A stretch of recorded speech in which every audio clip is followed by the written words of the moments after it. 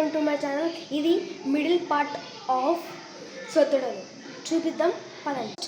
First మనం బెల్లాన్ని ఇలా వాటర్ లాగా చేసుకోవాలి. వాటర్ లాగా చేసుకున్నాక ఫస్ట్ కొబ్బరిని ఇలా మెత్తగా పౌడర్ లాగా చేసుకోవాలి. తర్వాత బెల్లంని ఇంకా కొబ్బరిని రెండింటిని ఒక ముద్దలాగా చేయాలి.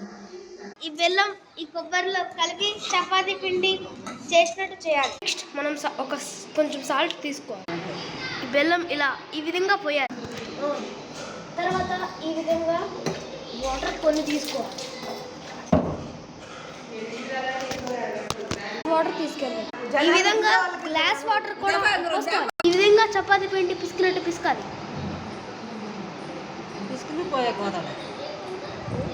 నీళ్ళు బెల్లంలో కూడా యాడ్ చేసుకోవాలి. ఇంకా బెల్లం నీళ్ళు కూడా పోయాలి. ఖర్చు పెట్టాను సొద్దలు చేయడం